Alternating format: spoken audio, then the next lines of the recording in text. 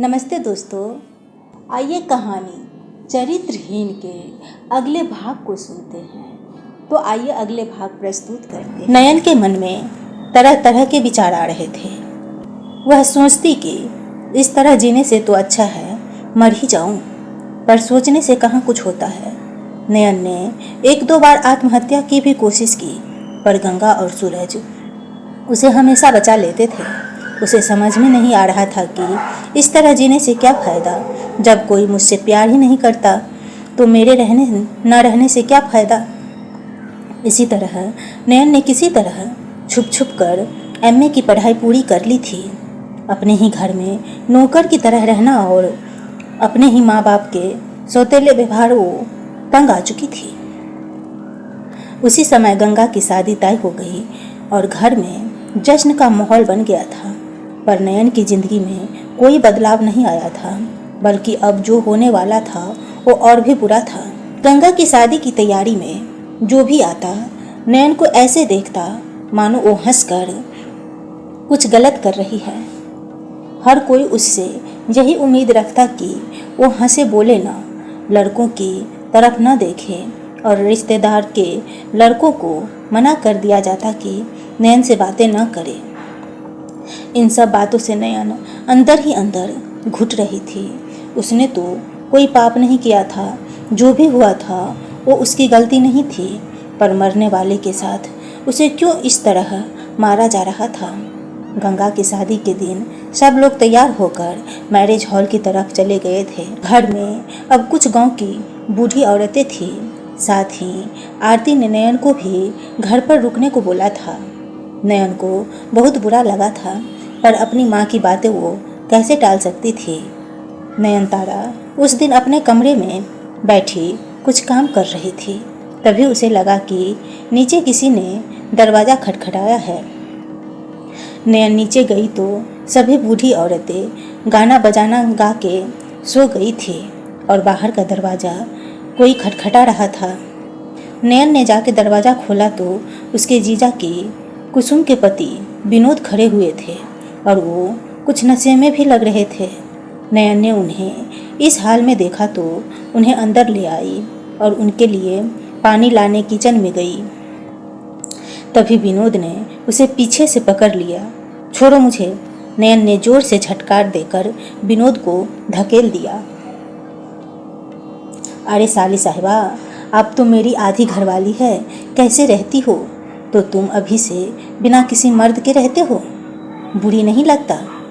जब अकेले सोती हो बिस्तर पर, एक मर्द की ज़रूरत तो तुम्हें भी होगी ना। क्या वाहियात बात कर रहे हैं आप? जीजाजी आप होश में नहीं हैं, चुपचाप निकल जाइए यहाँ से। पर विनोद ने उसके हाथ को कस के पकड़ लिया और उसे गले से लगा लिया। जब कोई रास्ता नहीं दिखा तो नयन ने अपने नाखून विनोद के गले में गड़ा दिए। वो बिलबिलाकर नयन को गालियाँ देने लगा। गालियाँ बकता हुआ नयन को बाल को पकड़ने दौड़ा, पर नयन भाग के अपने कमरे में घुस गई और दरवाज़ा अंदर से बंद करके ज़मीन पर बैठकर जोर जोर से रोने लगी। ये सब क्या हो रहा है भगवान, इस शैतान की इतनी हिम्मत। नहीं नहीं नहीं, नयन को खुद से घिन आ रही थी। वो बाथरूम में जाकर नल खोलकर पानी पर पानी अपने ऊपर गिराने लगी। क्यों भगवान, मुझसे आपकी क्या दुश्मनी है? दुनिया के सारे दुख सिर्फ मेरे ही झोले में क्यों? मार ही डालते मुझे, नयन ने रोते भी लगते कहा। पर सुनने वाला कौन था वहाँ? रात कब बीती, घर वाले कब आए, गंगा की विदाई कब हुई, नयन को कुछ भी मालूम नहीं पड़ा। नयन की आंख किसी के दरवाजे खटखटाने से खुली। बाहर आरती, उसकी माँ और कुसुम जोर जोर से दरवाज़ा पीट रही थी। नयन ने जल्दी से दरवाज़ा खोला और चटाक के एक जोरदार थप्पड़ नयन के मुंह पर कुसुम ने जड़ दिया। नयन कुछ कहती इससे पहले आरती ने उसके बाल पकड़ के कहा, कुछ तो लिहाज किया होता, वो तेरे बड़े जीजे हैं, बेशरम कहीं की। मेरी बात तो सुनो माँ, मैंने कुछ नहीं किया। तो क्या तेरे जीजा झूठ बोलेंगे? कुसुम ने दांत पिसते हुए कहा। हाँ, वो झूठ कह रहे हैं, मैंने उन पर कोई डोरा नहीं डाली। वाह वाह, अपनी गलती को मेरे पति पर मत डालो, समझे तुम? तेरा तो साया ही खराब है। पहले अपने पति को खा गई और अब दूसरे के आदमी पर नजर गड़ाए हुए बैठी है। पहले गंगा की सगाई तुड़वाई और अब मेरा परिवार खराब करने पर तुली है। जाकर अपने पति से पूछो सच्चाई क्या है। नयन ने बर्दाश्त से बाहर हो जाने पर जोर से चिल्लाई। तब तक विनोद भी बाहर से आ गया। मुझसे क्या पूछेंगे? कल जब मैं वहाँ हॉल में था तब माँ जी ने ही मुझे घर से सामान लाने के लिए भेजा था। मैं कोई अपनी मर्जी से नहीं आया था। हाँ, दामाद जी बिल्कुल सही कह रहे हैं। माँ, मैंने कुछ नहीं किया। चुप कर कलमुही। पहले अपने पति को खा गई, अब बहन के पति पर डोले डालने में लगी पड़ी है, बेशरम कहीं की। अगर किसी ने नयन के कान में पिघला शीशा भी डाल दिया होता तो नयन को इतना दर्द न होता, पर उसकी अपनी माँ और बहन उस पर ऐसा आरोप लगा रही थी जो उससे बर्दाश्त करना असहनीय था। देख नयन, एक बात साफ साफ सुन ले। मेरे पति मुझसे बहुत खुश हैं। उन्हें बदनाम करने की कोशिश की तो मैं भूल जाऊंगी कि तू मेरी बहन है। चलो माँ यहाँ से। सब नयन के कमरे से बाहर निकल गए थे, पर यह हादसा नयन को अंदर से तोड़ गया था। जिंदगी भले ही हमारे राह में कठिनाइयाँ देती हैं, पर उस समय अपनों का साथ हो तो जिंदगी अच्छे से कट जाती है। पर नयन के साथ कुछ भी अच्छा नहीं था। गंगा थी जो अब अपने ससुराल चली गई थी। नयन के लिए मानो हर रास्ता बंद हो चुका था। माँ बाप की नज़र में बोझ पहले से ही थी और अब चरित्रहीन भी साबित हो गई थी। और जिसने ये सब किया था उसके सब आगे पीछे घूम रहे थे। दामाद जी बोल बोल के उसके तलवे चाट रहे थे। नयन ने काफ़ी सोचा और अब वो जान चुकी थी कि उसे क्या करना है। ऐसी दुनिया वैसे हमें बनने का समय आ चुका था। अगले दिन जब नयन उठी तो उसमें एक अलग तरह की विद्रोह की भावना थी। उसने अपने डॉक्यूमेंट्स ढूंढे और फिर जल्दी ही तैयार हो गई। तैयार होकर वो भगवान के सामने गई। हे भोलेनाथ, आज से मेरी एक नई ज़िंदगी शुरू हो रही है। दुनिया में कोई मुझे समझे न समझे, आप तो सब मन की जानते हो। मैं कोई गलती नहीं की, फिर क्यों ऐसा मेरे साथ हुआ? भोलेनाथ, बस जो हुआ वो हुआ। अब मैं एक नई शुरुआत करने वाली हूँ।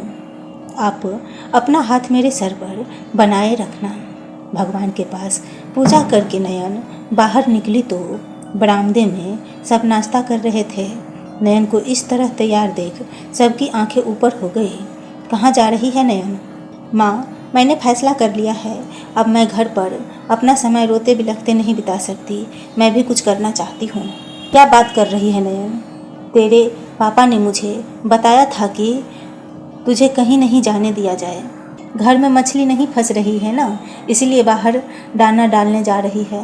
कुसुम ने ताना मारा तो विनोद ने भी व्यंग से मुस्कुरा उठा। नयन ने कोई जवाब नहीं दिया। माँ, मैं जा रही हूँ। नयन, जोरदार आवाज़ गूंज उठी। खबरदार जो एक भी कदम घर से बाहर निकाला। नयन के पापा ने कहा। अरे करमजली, तू समझती क्यों नहीं? तेरे पति को मरे हुए अभी दिन ही कितना हुआ है। तूने हमारे माथे पर कालिख पोतने की ठान ली है क्या? किस बात की कमी है तुझे? सुबह शाम ये कहने वाले आप होते कौन है पिताजी? क्या सारी रोक टोक बस औरतों के लिए ही है? जवाब देखो इसकी। मोहन चीख उठे। पापा, ये सब आपके लाड़ प्यार का नतीजा है। आप ही इसे सर चढ़ा रखे हैं। कुसुम ने अपना पासा फेंका। मैं भी देखता हूँ तू कैसे जाती है बाहर। पापा, मुझे मत रोकिए। आप लोग किस ज़माने में हो? बहुत सह लिया मैंने, अब बस और नहीं। ऐसे बात करते हैं अपने पापा से? माफ़ी मांग। आरती चिल्लाई। किस बात की माफ़ी? गलत आप लोग कर रही हो और साथ में माफ़ी भी मुझसे ही चाहते हो। अरे करमजली, पैदा होते ही मर जाती तो ये दिन न देखना पड़ता। हाँ माँ, पैदा होते ही मार देती तो ये दिन मुझे भी देखना ना पड़ता। पर अब और नहीं, इससे ज़्यादा मुझसे बर्दाश्त नहीं होगा। तो तू जानना चाहती है? हाँ, ठीक है, जा। तो जा, पर एक बात याद रख, आज से इस घर से और हम सब से कोई नाता नहीं है।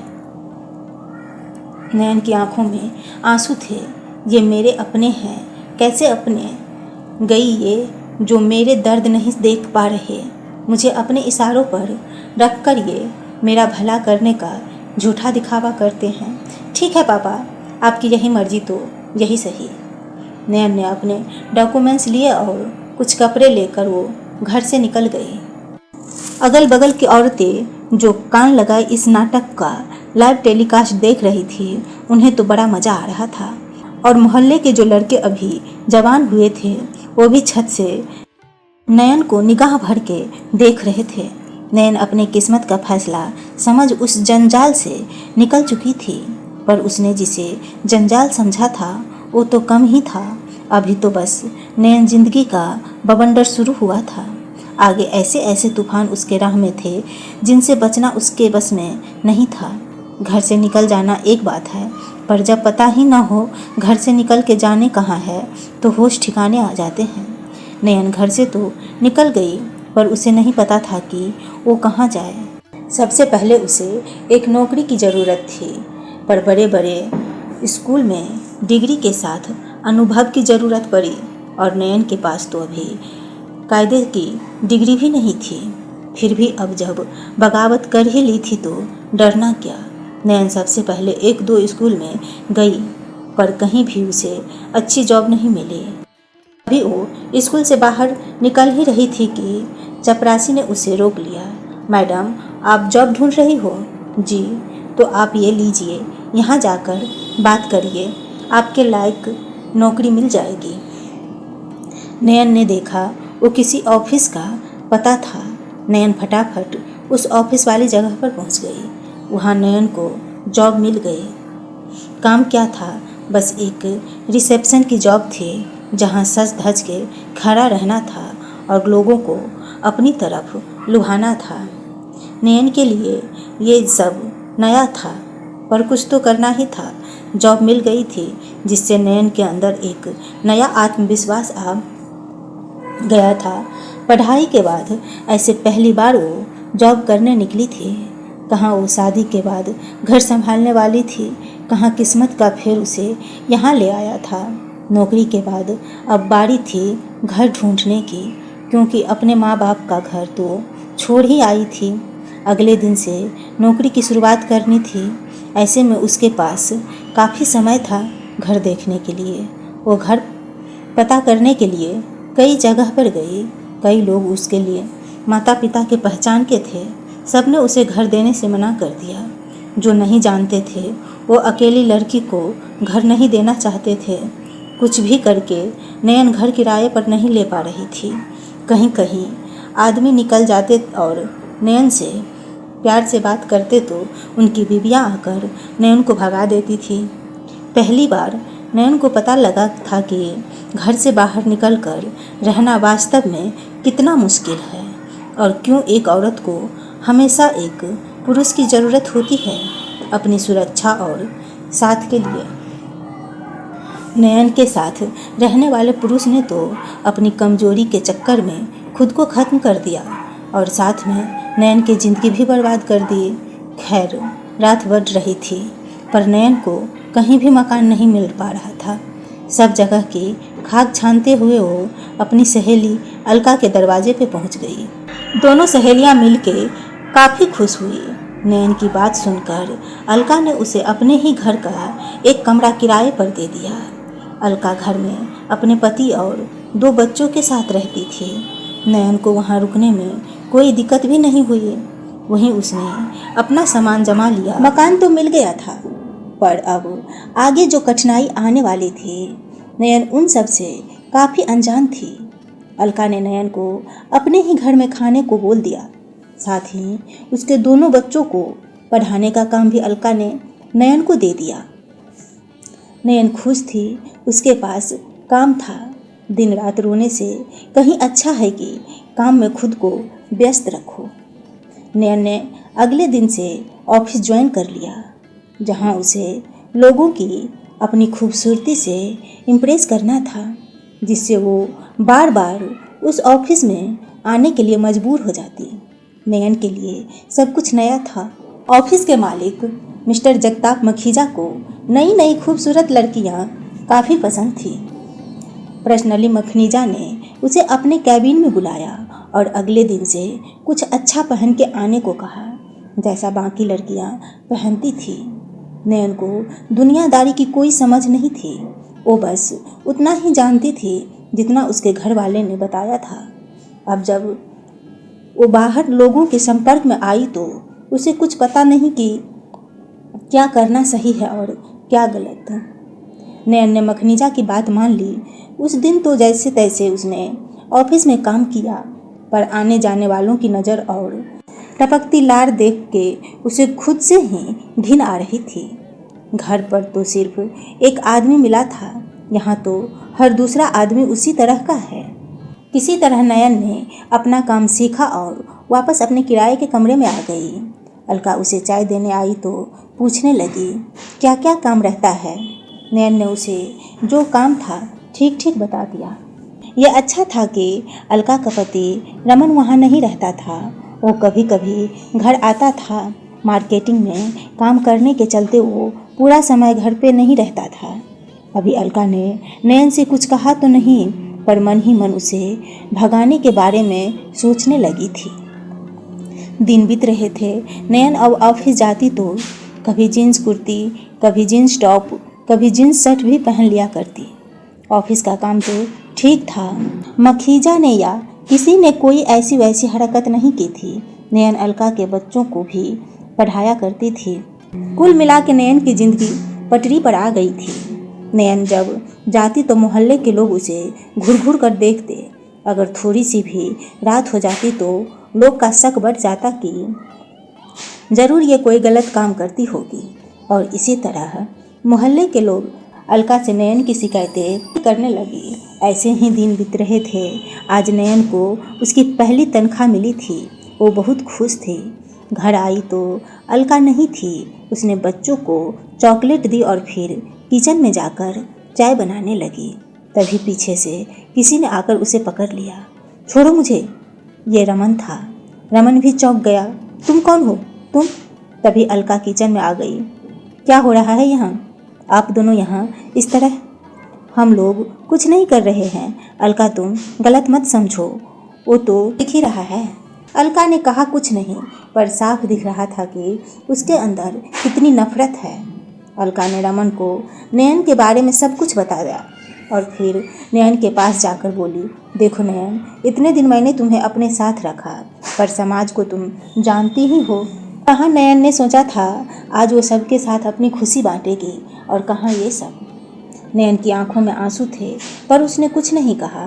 जब अपनों ने दुत्कार दिया तो ये तो फिर भी गैर है।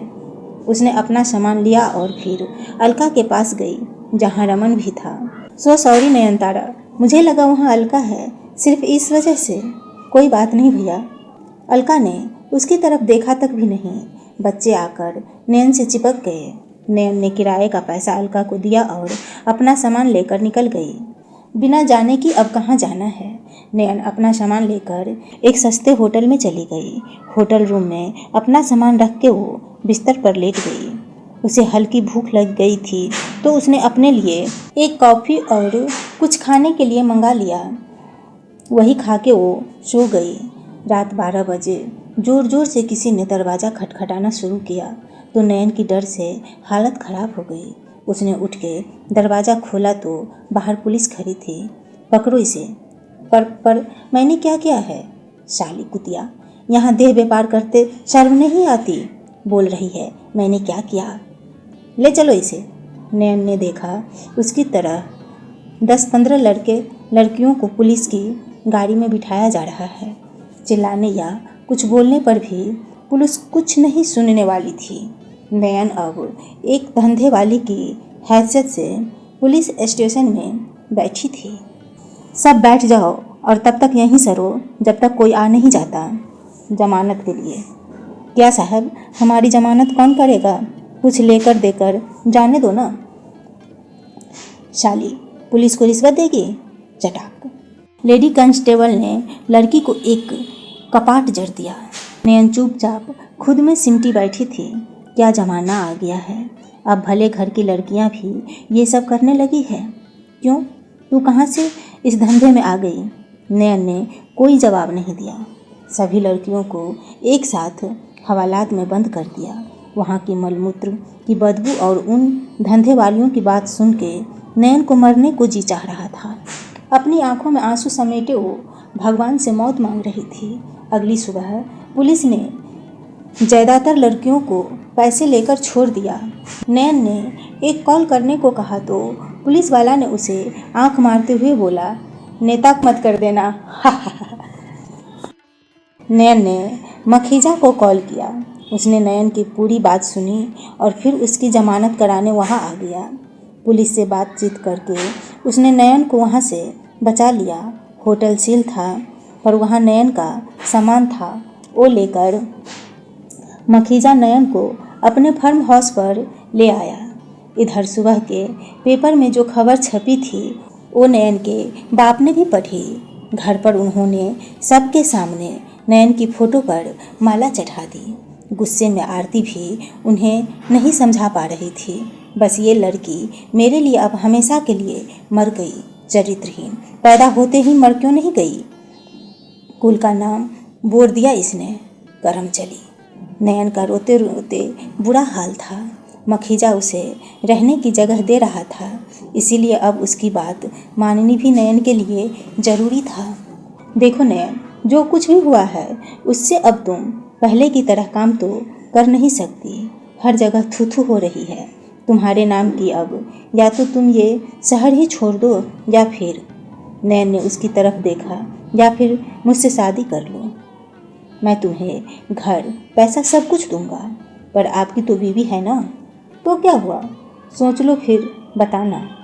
मखीजा चला गया पर नयन की ज़िंदगी नरक बन चुकी थी। जो कुछ भी हुआ वो नहीं होना चाहिए था, पर अब आगे क्या होने वाला था सुनेंगे हम अगले भाग में। इस भाग में बस इतना ही। तब तक के लिए